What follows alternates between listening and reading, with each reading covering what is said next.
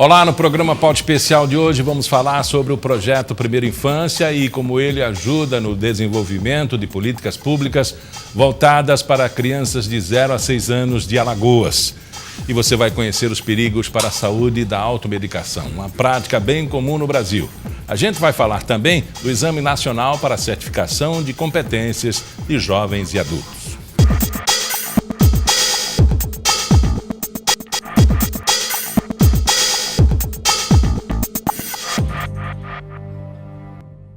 A automedicação é mais que comum entre os brasileiros. Alguém sempre indica um remédio para quem está doente e geralmente essa pessoa acaba comprando esse medicamento. Mas essa prática é um risco para a saúde e a coisa piora quando a automedicação é uma rotina. Um dos costumes da população brasileira é tomar remédio por conta própria, um comportamento que já se tornou hábito. Você está com dor de cabeça, você está com dor de dente, uma coisa assim, aí eu pego o que tiver mais perto. Você não tem medo, não? Lá no fundo tem, né? Mas a dor tá tanta que a gente vai lá e pega. Mas nem todo mundo faz isso. Eu não vou comprar remédio sem receita. É um ato perigoso, né? Porque a questão da saúde da pessoa não se brinca, né? Às vezes você não está para receber aquela medicação, pode dar algum problema, né? E quem tem problema de coração, quem tem essas coisas, pressão alta, aí eu não vou, não me arrisco. Tantos problemas já existem de saúde e tomando medicação sem orientação médica, eu acho que deve causar muito mais, né? A automedicação é considerada no Brasil e no mundo um problema de saúde pública e se torna perigosa quando vira rotina. Um dos problemas da automedicação no Brasil é que as pessoas têm muita facilidade de acesso aos remédios e o uso inadequado deles, além de agravar a doença, pode esconder uma série de sintomas. E não é só. Se o remédio for um antibiótico, a atenção deve ser ainda maior, porque o uso abusivo desse produto pode resultar no aumento da resistência dos micro-organismos, comprometendo a eficiência do tratamento. Muitas vezes a automedicação ocorre porque boa parte da população não tem acesso a tratamento. A dificuldade financeira e a dificuldade de tempo até que ela consiga ter acesso à solução do problema dela é que leva a ocasionar isso. Qual é o perigo de se medicar por conta própria? Ele pode ter uma reação alérgica, ele pode tomar uma dose a mais, ele pode pensar que está tratando uma doença e está apenas aliviando um sintoma, e aí ele tem que procurar o profissional para chegar a resolver a raiz do problema. Para o presidente do Conselho Regional de Farmácia, o órgão regulador da saúde deve estar mais atento a essa situação. Tanto da parte de propaganda desse medicamento, como também com relação aos estabelecimentos que funcionam, muitas das vezes irregulares e ilegais no país. Precisaria de muito mais uma ação de fiscalização e de regulação no país mais forte. O projeto Primeira Infância de Alagoas tem como objetivo desenvolver a atenção à saúde, educação e assistência social das famílias com crianças de 0 a 6 anos. E para falar como esse projeto funciona, eu converso agora com a Elis Correia, superintendente da Secretaria do Estado de Assistência e Desenvolvimento Social. Elis, pontuar assim a criança de 0 a 6 anos, por quê? É a exigência?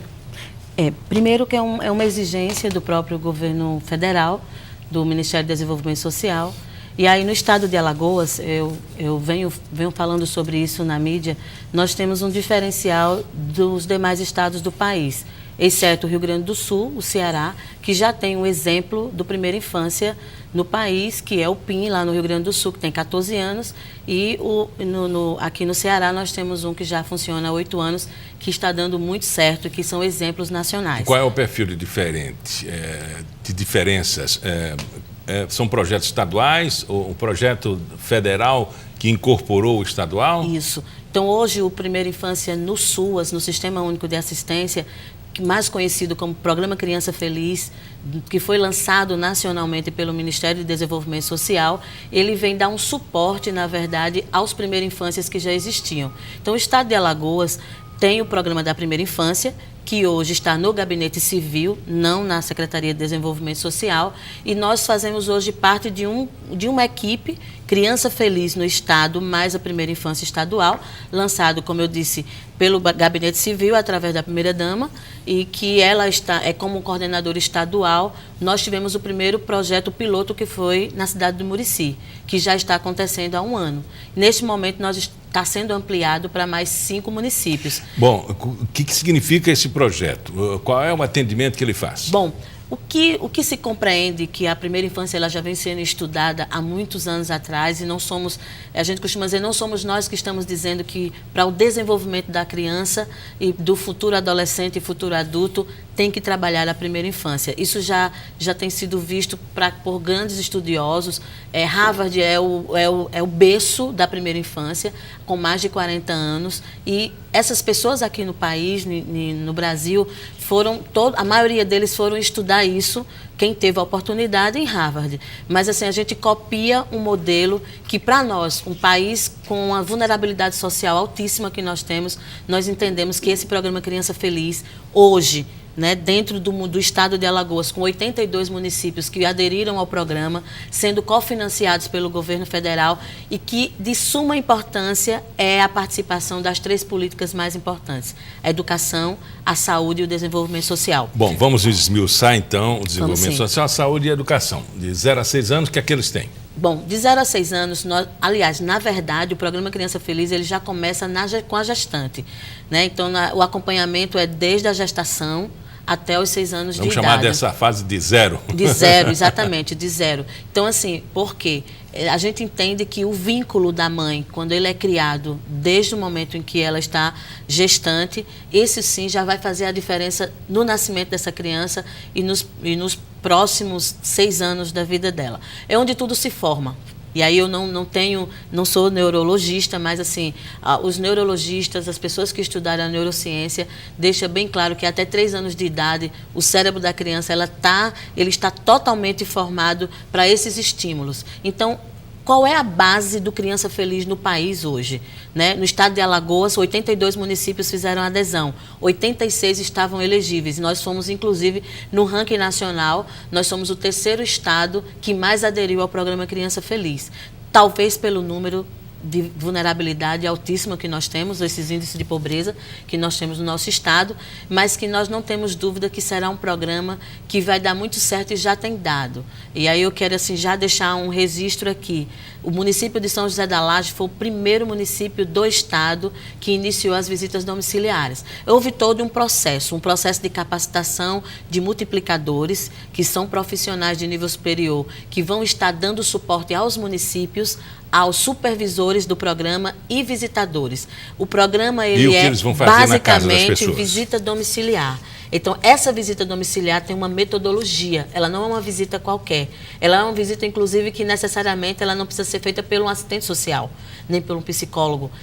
Nesse momento, o programa exige até que seja de nível médio, contanto que ele só pode fazer essa visita com uma capacitação que foi feita aqui no estado, há 2 semanas atrás, de 40 horas, com toda uma metodologia onde trouxemos pessoas do Ministério, pessoas do Rio Grande do Sul com a experiência e as nossas multiplicadoras locais que foram a Brasília serem capacitadas. Então, a metodologia é a visita domiciliar para criar o vínculo, estimular, na verdade, o vínculo, primeiro, o vínculo familiar, né, dessa mãe, dessa criança. Assim, coisas simples, muito simples. Quem já assistiu, quem já pôde ter a oportunidade de assistir aquele vídeo, Os Primeiros Dias de Vida, você vê que até o olhar da mãe com a criança, ela faz a diferença no vínculo deles dois. E independe da classe social.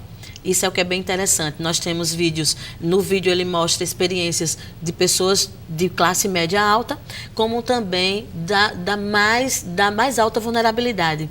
E a gente entende que, principalmente na mais alta vulnerabilidade, que isso é muito complicado, desde toda a situação, da fome, da miséria, da falta de habitação, da falta de uma família completa. Isso faz uma grande diferença na vida dessa criança. E essas são as principais necessidades? Não, esse inicial é o vínculo. Quando a gente cria um vínculo, a mãe tem um cuidado, a mãe tem um outro olhar. E aí as políticas públicas precisam acontecer. Por quê? Nós temos esse grande X que a gente tem discutido enquanto coordenação estadual do programa aqui em Alagoas. Eu tenho ido a muitas capacitações em Brasília e a gente ainda está na verdade, o programa ele está se formando, né? Ele está tomando um corpo dentro do país, né? No país como um todo. Porque, como eu disse, nós temos poucos exemplos a nível nacional o trabalho da primeira infância. Agora, uma coisa é muito clara para todo mundo. As políticas públicas de educação, de saúde, de assistência social, de cultura e de lazer, elas têm que estar integradas. Então, é o que nós chamamos na política de assistência de intersetorialidade. Se ela não funcionar, o programa não vai dar certo. Porque a criança que eu visito, que a grande maioria, nós temos o projeto piloto do Murici, o que é que nós entendemos lá? Que nós encontramos muitas crianças desnutridas no bairro em que foi piloto para o programa. E o que era que estava causando a desnutrição naquelas crianças? A falta de água constante no bairro e alimentação, porque a família estava desempregada, o Bolsa Família de 200, de 300 reais não é suficiente para suprir uma casa com 10 filhos, e aí a grande necessidade, aí onde entra a intersetorialidade. Se eu tenho uma criança desnutrida, a assistência social não resolve a desnutrição.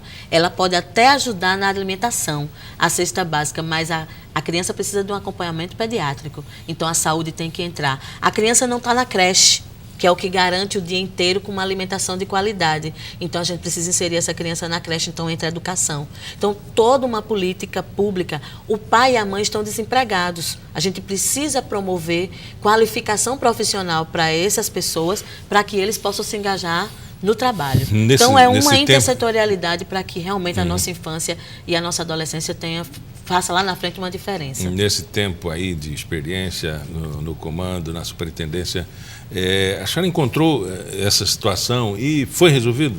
Sim, eu posso dar o exemplo mesmo, a gente tem o exemplo da cidade de Murici, que foi o projeto piloto da primeira infância no estado. Tá?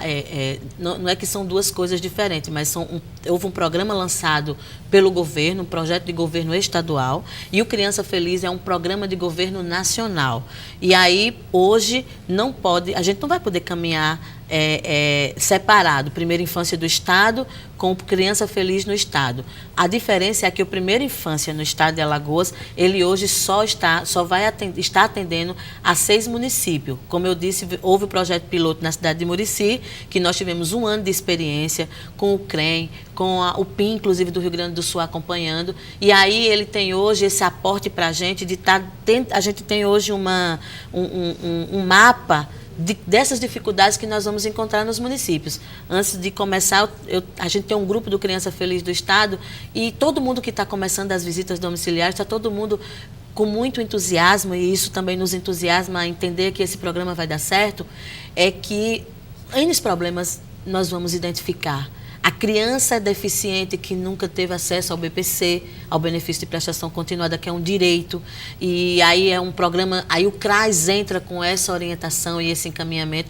O que no fim de tudo, o que é que o programa vai fortalecer? Além do fortalecimento familiar e comunitário dessa criança com a família e com a comunidade, é o acesso a direitos.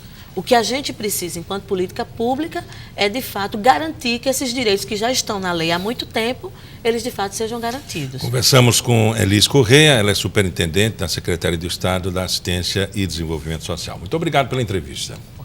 Depois do intervalo, a gente vai falar sobre o Exame Nacional para a Certificação de Competências de Jovens e Adultos.